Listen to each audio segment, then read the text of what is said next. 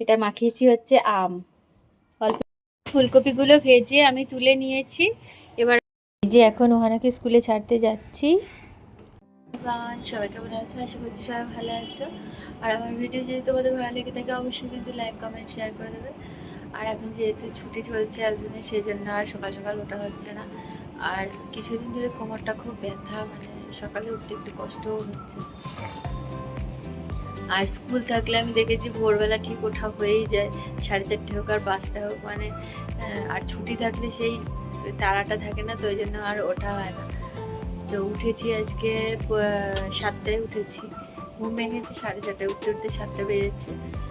আর উঠে কালকে রাতে যেহেতু মানে চালের গুঁড়ো, চাল ধোসার জন্য ব্যাটার করে রেখে দিয়েছিলাম, তোমরা তো আগে দেখিয়েছি আমি ঘরে সবসময় করে রাখি।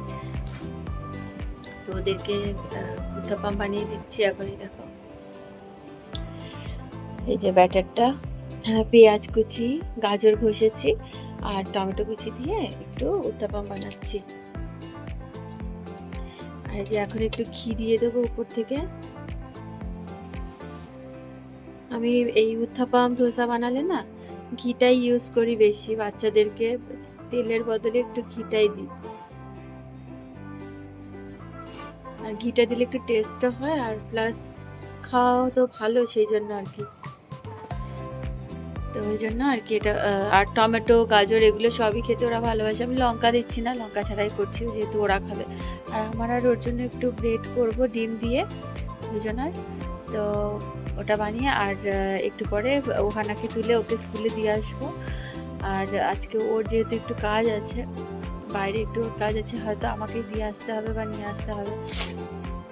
আর ওহানাকে দিয়ে তারপরে আমি অ্যালভিনকে নিয়ে একটু 2 রাউন্ড হাঁটবো বাইরে, তাহলে একটু আমারও হাঁটা হয়ে যাবে, ওকে নিয়ে ওরও হাঁটা হয়ে যাবে, দুজনারই রোদ্দুর খাওয়ানো হয়ে যাবে। আর তারপরে আমি ওখান থেকে এসে ভেবেছি যে হেঁটে এসে তারপরে একটু ব্যায়াম করবো, যেহেতু ওই সময়টা আর পাচ্ছি না। তো এই আর কি, সকালবেলা উঠে আর এক্সারসাইজ হাঁটা চলা হচ্ছে না, একটু বেলার দিকেই করব। আর 9টা থেকে 10টার মধ্যে তো রোদ্দুর লাগানোও ভালো, সেই জন্য আর কি ওই সময়টাতেই লাগাবো। এই দেখো ওদেরকে নিয়ে বেরিয়ে পড়েছি, ওখানেকে স্কুলে দিয়ে আসতে যাচ্ছি। আজকে অ্যালভিন যাচ্ছে আমার সাথে। ওহানাকে আমি আর অ্যালভিনই দিয়ে আসলাম, যেহেতু ওর বাবা একটু খেলতে গেছে আজকে অনেক দিন পরে, তো বললো যে আজকে দিয়ে আসতে। চলো চলো, তো দুজনে মিলে এখন দিয়ে আসলাম। ওহানা তো খুব এক্সাইটেড, কালকে যেহেতু যায়নি। এখন কয়দিন যাবে স্কুলে, আর মাত্র কটা দিন, এরপরে বাই বাই জানিয়ে দেবে স্কুলকে। এরপরে তো 23 তারিখ থেকে ওর স্কুল শুরু হয়ে যাবে।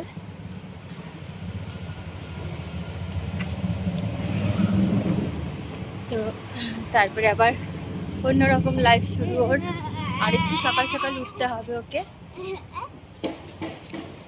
তো আমি এখন অ্যালভিনকে নিয়ে হেঁটে নেবো, ওরও একটু রোদ্দুর খাওয়া হবে, প্লাস আমারও একটু হাঁটা হবে, আর প্লাস রোদ্দুর খাওয়া হবে। এই সময় যেহেতু প্রচুর পরিমাণে ভিটামিনটাও পাওয়া যায় রোদ থেকে। আর এই সময় বাচ্চাদেরকে বলেও রোদ লাগাতে, ভোরবেলায় যেহেতু রোদ্দুরটা থাকে না এখানে। ওয়েস্ট বেঙ্গলে যেমন খুব ভোর থেকেই রোদটা পাওয়া যায়, এখানে খুব ভোরে পাওয়া যায় না, 8টার পরেই ওঠে রোদটা। তো এখন হেঁটে নিই, তোমাদের সাথে আবার পরে গল্প করবো। দেখো কি কি রান্না করব।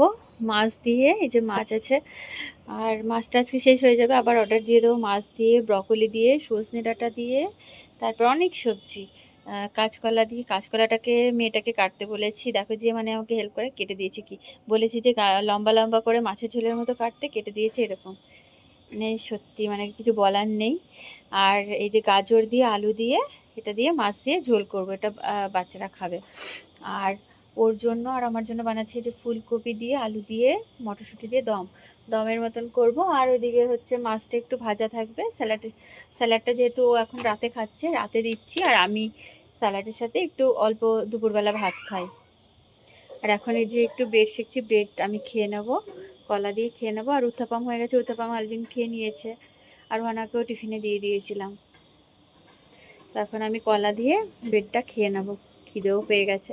এখন হয়তো আবার আমাকে যেতে হবে ওহানাকে আনতে, একটু পরে খেয়ে নিয়ে তারপরেই আমি যাব। তো দেখো ফুলকপিটা তোমাদের সাথে আজকে আমি শেয়ার করছি ফুলকপির রেসিপিটা কিভাবে বানাই।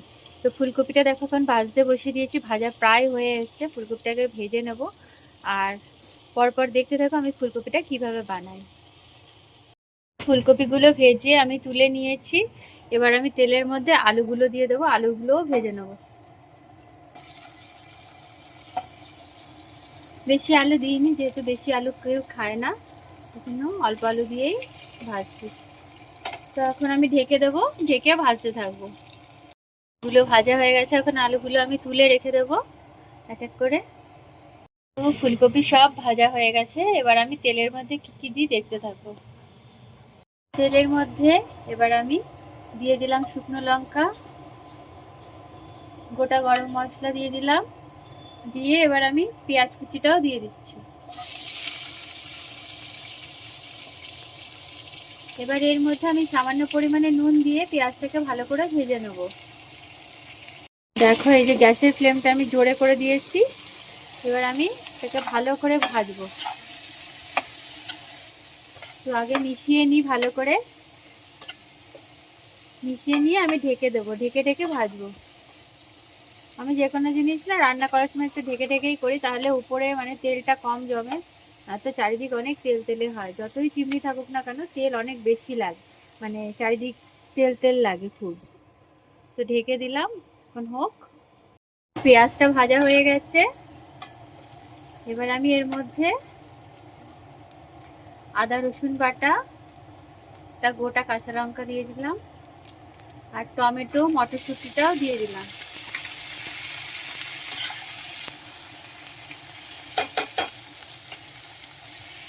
আর দিচ্ছি এই দেখো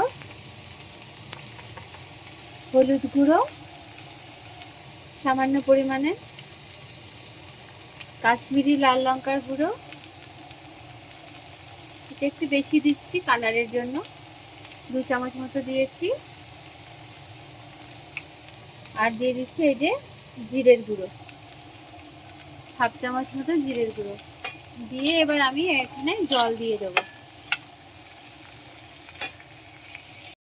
দেখো এই যে সামান্য পরিমাণে জল দিয়ে দিয়েছি কষানোর জন্য, আর গ্যাসের ফ্লেমটাকে হাই করে দিয়েছি। এখন কষানো হবে ভালো করে মশলাগুলো, আর ঢেকে দেবো। ঢেকে হাই ফ্লেমে এখন আমি এটাকে মানে 1 মিনিট ফুটতে দেবো, তারপরে স্লো করে ঢেকে ঢেকেই আস্তে আস্তে করে এটাকে কষাবো। মশলাটা কষানো হয়ে গেছে, এখন মশলাটার মধ্যে আবার ফুলকপিটা আলুটা দিয়ে আরেকটু কষিয়ে নেব, তারপরে সামান্য গরম জল দেব। তো এটাকে আমি এখন মিক্স করব, ভালো করে মিক্স করে 5 মিনিট ঢেকে একটু কষাবো।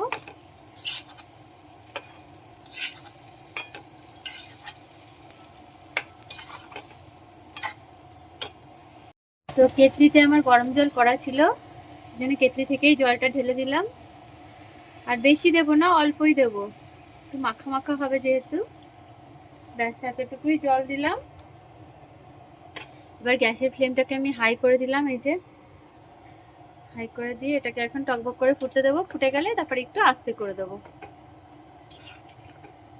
আর ধনে পাতা কুচিয়ে রেখেছি সাইডে, বাটিতে ভিজানো আছে।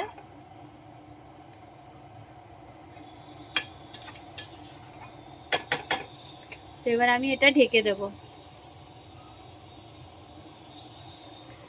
যে ঢেকে দিলাম। এখন হোক, এটা ফুটে গেলেই আস্তে করে দেবো। দেখো টকবক করে ফুটে গেছে, এবার আমি আস্তে করে দিচ্ছি, গ্যাসের ফ্লেমটাকে মিডিয়াম করে দিলাম।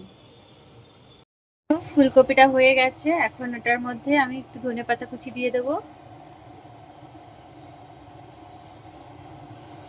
ধনেপাতা দিলে একটা আলাদাই ফ্লেভার হয়, খুব সুন্দর লাগে।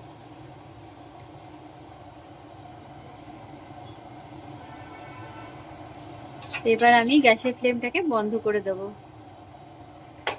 তো কেমন লাগলো আমার রেসিপিটা অবশ্যই কিন্তু তোমরা কমেন্ট বক্সে জানিয়ে দিও, ফুলকপির রেসিপিটা।